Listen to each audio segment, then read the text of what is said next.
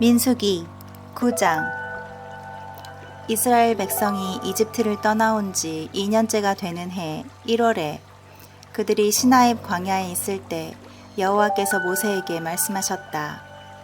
이스라엘 백성은 매년 1월 14일 저녁부터 정해진 모든 규정대로 유월절을 지켜야 한다.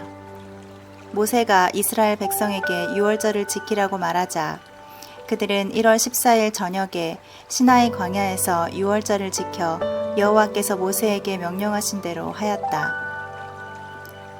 그러나 그들 가운데 어떤 사람들은 시체를 만져 더러워졌기 때문에 그날 밤에 유월절을 지킬 수가 없었다. 그래서 그들은 모세와 아론에게 가서 우리가 비록 시체를 만져 더러워지기는 했지만 그렇다고 다른 사람들과 함께 정한 때에 여호와께 예물을 드리지 못하게 하는 이유는 무엇입니까? 하고 따졌다. 그래서 모세는 그 문제에 대해서 내가 여호와의 지시를 받을 때까지 기다리시오 하고 대답하였다. 그때 여호와께서 이스라엘 백성에게 이렇게 전하라고 모세에게 말씀하셨다. 너희나 너희 후손 가운데 어떤 사람이 시체를 만져 더러워졌거나 여행 중이라서 유월절을 지킬 수 없으면 그들은 한 달 후인 2월 14일 저녁에 그 명절을 지킬 수 있다. 그때 그들은 양고기와 누룩을 넣지 않은 빵과 쓴 나물을 함께 먹어야 하며 그것을 다음날 아침까지 남겨두거나 그 뼈를 꺾어서는 안 된다. 이와 같이 그들이 유월절을 지킬 때는 모든 규정에 따라야 한다. 그러나 어떤 사람이 의식상 깨끗하고 여행을 떠나지 않았는데도 유월절을 지키지 않으면 그는 이스라엘 백성 가운데서 제거될 것이다. 그가 정해진 때에 나 여호와에게 예물을 드리지 않았으므로 그 사람은 자기 죄에 대한 대가를 받아야 한다. 그리고 만일 너희 가운데 살고 있는 외국인이 유월절을 지키고 싶어 하면 그도 똑같은 규정에 따라 지키게 하라. 너희 이스라엘 사람들이든 외국인이든 유월절 규정은 동일하게 적용되어야 한다. 성막이 세워진 날에 구름이 그 성막을 덮었으며 저녁에는 그 구름이 불같은 모양으로 변하여 아침까지 그대로 있었다. 이런 상태는 언제나 계속되었는데 이스라엘 백성은 구름이 성막에서 떠오르면 행진하고 구름이 다시 내려와 머물면 거기서 진을 쳤다. 이와 같이 그들은 여호와의 명령에 따라 행진하기도 하고 진을 치기도 하였으며 구름이 성막 위에 머물러 있는 동안에는 그들도 거기에 머물러 있었다. 그 구름이 성막 위에 오랫동안 머물러 있을 때에는 이스라엘 백성이 여호와의 명령에 순종하여 행진하지 않았으며 또 구름이 며칠밖에 머물러 있지 않았을 때에도 그들은 여호와의 명령에 따라 머물고 여호와의 명령에 따라 행진하였다. 어떤 때는 그 구름이 단 하룻밤만 머물렀다가 이튿날 아침에 다시 떠오르기도 하였다. 그러나 그들은 밤낮을 가리지 않고 그 구름이 떠오르면 언제든지 행진하였다. 이틀이든 한 달이든 1년이든 그 구름이 성막 위에 머물러 있을 때에는 이스라엘 백성이 진에 머물러 떠나지 않았으나 그 구름이 떠오르면 행진하였다. 이와 같이 그들은 여호와의 명령에 따라 진을 치기도 하고 행진도 하여 여호와께서 모세를 통해 지시하신 말씀에 순종하였다. 10장. 여호와께서 모세에게 말씀하셨다. 너는 은을 두들겨 나팔 2개를 만들고 그것을 불어 백성을 소집하며 행진하게 하여라. 나팔 2를 길게 불면 모든 백성이 성막 입구 내 앞에 모이게 하고 나팔을 하나만 불면 각 집안의 대표자들만 모이게 하라. 나팔을 짧게 불면 동쪽에 진을 친 지파들이 행진하고 다시 짧게 불면 남쪽에 진을 친 지파들이 행진하게 하여라. 이와 같이 행진 신호는 나팔을 짧게 불고 소집 신호는 길게 불도록 하라.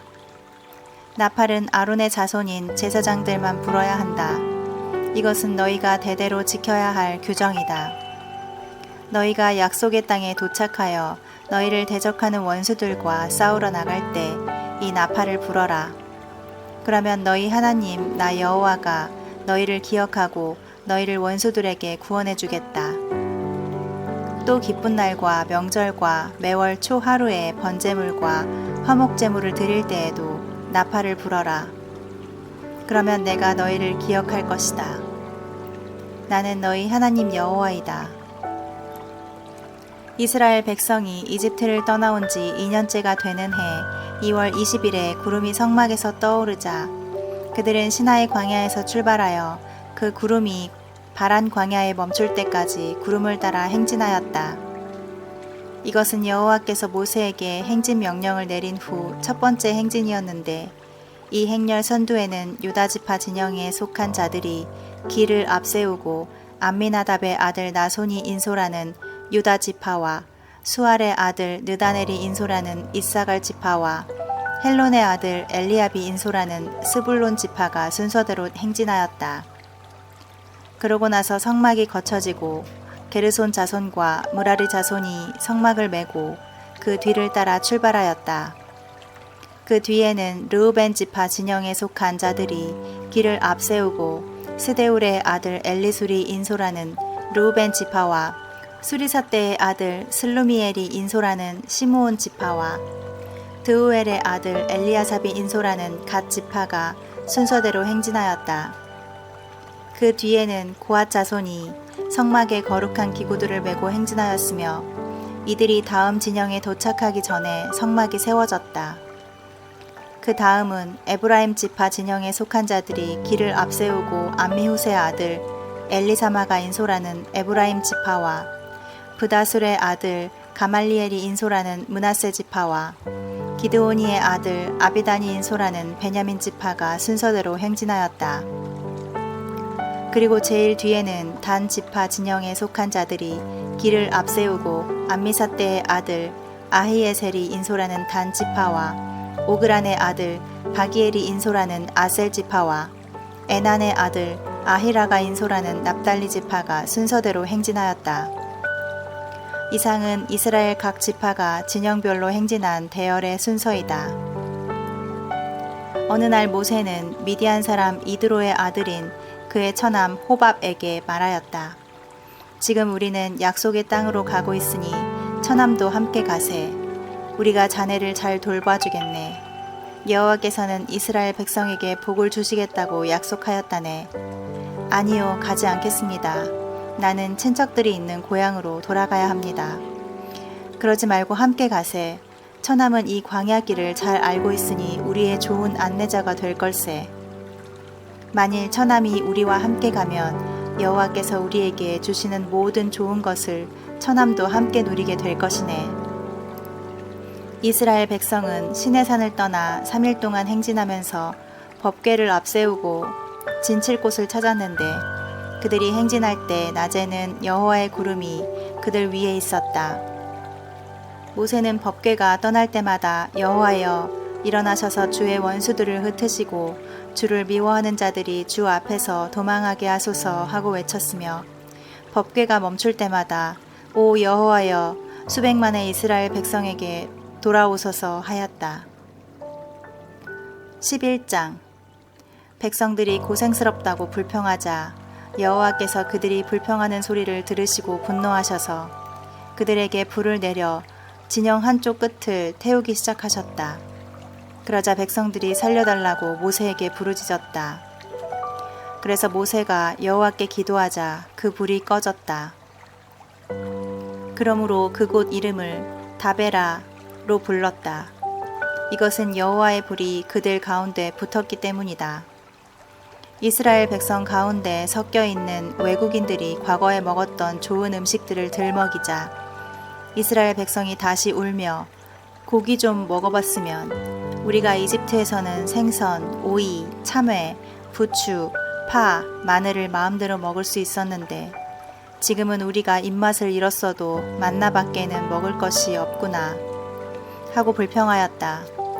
만나는 크기가 고소 씨만하고 모양은 마치 나무에서 나는 투명한 진액 방울 같았다.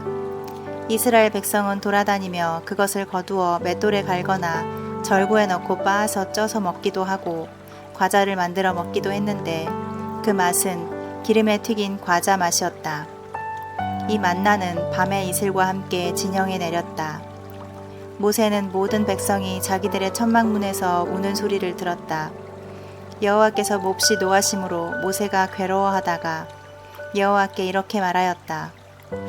어째서 주의 종에게 이런 괴로움을 주십니까? 어째서 내가 주 앞에서 은혜를 입게 하지 않으시고 이 백성의 짐을 나에게 지우셨습니까? 그들이 나의 자녀들입니까? 내가 그들의 아버지라도 됩니까? 어째서 나에게 유모가 젖먹는 아기를 품듯 이 백성을 품고 그들 조상들에게 약속하신 땅으로 들어가라고 하십니까? 이 모든 백성이 먹을 고기를 내가 어디서 구할 수 있겠습니까? 그들은 지금 울면서 고기를 달라고 아우성치고 있습니다. 이 백성에 대한 책임이 너무 무거워 나 혼자서는 이들을 데리고 갈 수 없습니다. 주께서 나를 이렇게 대하시려거든 차라리 나를 죽여 나의 이 비참한 모습을 보지 않게 해주십시오. 이것이 나에게 은혜를 베푸시는 길입니다. 그러나 여호와께서 모세에게 말씀하셨다. 너는 존경받는 백성의 지도자 70명을 성막으로 소집하여 너와 함께 서게 하라. 내가 내려가 거기서 너와 말하고 너에게 있는 내 영을 그들에게도 주어 그들이 너를 도와 백성에 대한 책임을 함께 지도록 하겠다. 그러면 너 혼자 책임을 질 필요가 없을 것이다. 그리고 너는 백성에게 이렇게 말하라. 여러분은 자신을 정결하게 하여 내일 고기 먹을 준비를 하십시오. 여호와께서는 여러분이 이집트에서 고기 먹던 시절을 생각하며 투덜거리는 소리를 들으셨습니다. 그러므로 여호와께서 여러분에게 고기를 주어 먹게 하실 것입니다. 여러분은 그 고기를 하루나 이틀이나 닷새나 열흘이나 20날 동안만 아니라 한 달 내내 신물이 나도록 먹을 것입니다. 여러분은 여러분 가운데 계신 여호와를 거절하고 이집트에서 나온 것을 후회하고 있습니다. 그러나 모세는 이렇게 말하였다. 내가 인도하는 백성이 여자와 아이들을 제외하고도 60만 명이나 되는데 어떻게 그 많은 사람들이 한 달 동안 먹을 고기를 주시겠다고 말씀하십니까? 그렇게 하려면 우리가 가지고 있는 양떼와 소떼를 다 잡고 바다의 모든 고기를 잡아도 부족할 것입니다. 그때 여호와께서 모세에게 내가 할 수 없는 일이 있느냐? 너는 내 말대로 되는지 안 되는지 보게 될 것이다. 하고 말씀하셨다. 그래서 모세는 나가서 백성들에게 여호와의 말씀을 전하고 존경받는 지도자 70명을 불러서 성막 주위에 서게 하였다. 그때 여호와께서 구름 가운데 내려오셔서 모세와 말씀하시고 또 모세에게 주신 영을 그 지도자들에게도 주셨다. 여호와의 영이 그들에게 내리자 그들은 얼마 동안 예언했으나 다시는 예언하지 않았다. 그러나 그 지도자들 가운데 엘닷과 메닷은 성막에 가지 않고 진영에 남아 있었는데 그들에게도 영이 내렸으므로 그들이 진영에서 예언하였다. 그때 한 청년이 모세에게 달려와서 엘닷과 메닷이 진영에서 예언하고 있습니다. 하자. 어릴 때부터 모세를 도와 일해온 눈의 아들 여호수아가 그 말을 듣고 선생님 그들이 예언하지 못하게 하십시오 하였다. 그러나 모세는 그에게 내가 나를 위해 그들을 시기하느냐? 나는 여호와의 모든 백성이 다 예언자가 되기를 바라며 여호와께서 그들에게 성령을 주시기 원하고 있다 하고 대답하였다. 그러고서 모세는 이스라엘 지도자들과 함께 진영으로 돌아갔다. 여호와께서 바람을 보내 바다에서부터 메추라기를 몰아 진영과 그 주변 일대에 내리게 하시자 진영에서 사방으로 하룻길 떨어진 지역까지 메추라기가 지상에서 약 1m 높이로 날아다녔다. 그래서 사람들은 그날 밤과 낮 그리고 그 다음 날 저녁까지 메추라기를 잡았는데 가장 적게 잡은 사람도 약 10가마 정도 잡았다. 그리고 그들은 그것을 말리려고 진영 주변에 사방 널어놓았다. 그러나 그들이 그 고기를 입안에 넣고 씹기도 전에 여호와께서 노하셔서 무서운 재앙으로 그들을 수없이 죽이셨다. 그래서 그곳을 탐욕의 무덤이라고 불렀다. 그곳은 고기에 대한 탐욕을 가진 사람들을 거기에 매장하였기 때문이었다. 백성들은 거기서 떠나 하세롯에 가서 진을 치고 머물렀다.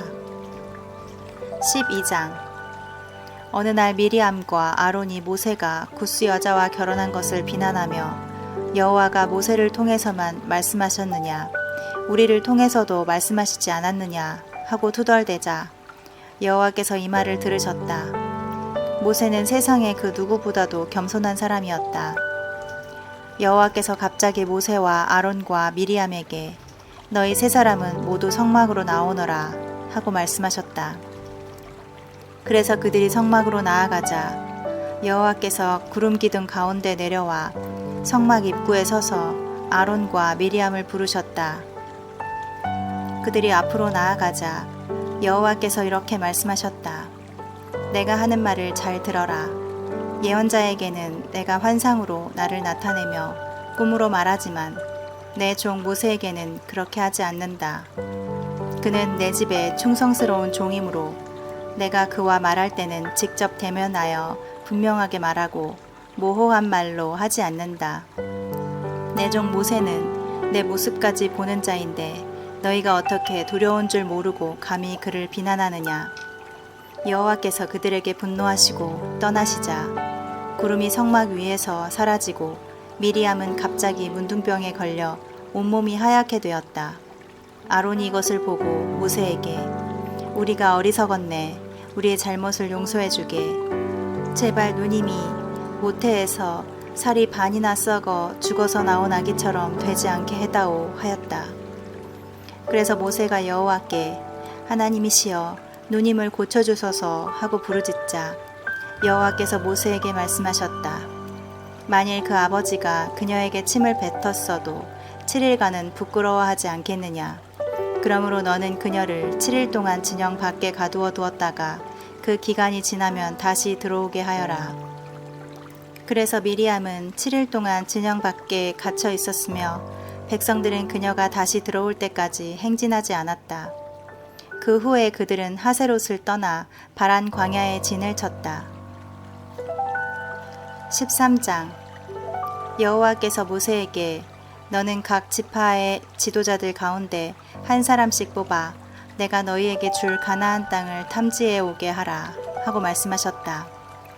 그래서 모세는 여호와의 명령대로 바란 광야에서 각 지파의 지도자들을 뽑아 정찰 대원으로 파견했는데 그들은 다음과 같다. 르우벤 지파에서 사꿀의 아들 삼무와 시므온 지파에서 호리의 아들 사밧, 유다 지파에서 여분네의 아들 갈렙, 이사갈 지파에서 요셉의 아들 이갈, 에브라임 지파에서 눈의 아들 호세야, 베냐민 지파에서 라부의 아들 발디, 스불론 지파에서 소디의 아들 갓디엘, 므낫세 지파에서 수시의 아들 갓디, 단 지파에서 그말리의 아들 암미엘, 아셀 지파에서 미가엘의 아들 스둘, 납달리 지파에서 웁시의 아들 나비, 갓 지파에서 마기의 아들 그우엘이었다. 이상은 모세가 가나안 땅을 탐지하러 보낸 정찰 대원들이다. 모세는 눈의 아들 호세아의 이름을 여호수아로 고쳤다. 모세는 정찰 대원들을 가나안 땅으로 보내면서 이렇게 지시하였다. 너희는 여기서 북쪽으로 올라가 가나안 남쪽 지방인 네겝으로 가서 산간지대로 들어가 그 땅의 지형을 살피고 거기에 살고 있는 사람들이 강한지 약한지 인구는 얼마나 되는지 그들이 사는 땅이 좋은지 나쁜지 그리고 그들이 어떤 도시에 살고 있으며 거기에 성벽이 있는지 없는지 또 그 땅 토질이 비옥한지 메마른지 나무들은 있는지 없는지 알아보고 오너라. 그리고 잊지 말고 그 땅의 과일을 가져오너라. 그때는 포도가 익기 시작하는 계절이었다. 그래서 그들은 북쪽으로 가서 진 광야에서부터 하맛 근처 르홉에 이르는 모든 땅을 탐지하였으며 가나안 남쪽 네겝을 거쳐 헤브론에 도착하였다. 그곳은 이집트의 소안보다 7년 먼저 건설된 곳으로 아낙 후손인 아히만과 세세와 달메 자손들이 살고 있었다. 그들은 또 에스골 골짜기로 들어가 포도 한 송이가 달린 가지를 꺾어서 막대기에 꿰어 그 사람이 메고 또 석류와 무화과도 따서 가지고 왔다. 이스라엘 사람들이 거기서 포도송이를 땄으므로 그곳을 에스골 골짜기라고 불렀다. 그들은 40일 동안 그 땅을 탐지하고 돌아와서 바란 광야 가데스에 있는 모세와 아론과 모든 이스라엘 백성에게 자기들이 본 것을 이야기하며 가지고 온 과일을 보여주었다. 그리고 그들은 모세에게 이렇게 보고하였다. 우리가 그곳에 가보니 정말 기름지고 비옥한 땅이었습니다. 이것은 거기서 가져온 과일입니다. 그러나 그곳에 살고 있는 사람들은 강할 뿐만 아니라 그들의 도시들은 아주 크고 성곽으로 둘러싸인 요새였습니다. 게다가 거기에는 거인 안악자손까지 살고 있었습니다. 그리고 그 땅의 남쪽 지방인 네겝에는 아말렉족이, 산간 지방에는 헷족과 여부스족과 아모리족이, 지중해 연안과 요단 강변에는 가나안족이 살고 있었습니다. 갈렙이 모세 앞에 있는 백성들을 안심시키며 자 올라가서 그 땅을 점령합시다. 우리는 충분히 그들을 이길 수 있습니다. 하자. 그렇지 않습니다. 우리는 그들을 당해낼 수가 없습니다. 그들은 우리보다 훨씬 강합니다. 하고 다른 정찰대원들이 반박하였다. 그리고 그들은 자기들이 탐지한 땅에 대하여 사람들에게 나쁜 소문을 퍼뜨리며 이렇게 말하였다. 그 땅에는 힘센 장사들이 수두룩하고 사람들의 키가 모두 컸으며 게다가 우리는 네피림의 후손인 거인 안악자손들도 거기 있는 것을 보았습니다. 우리가 보기에도 우리 자신들이 메뚜기처럼 느껴졌는데 그들의 눈에도 우리가 그 정도밖에 보이지 않았을 것입니다.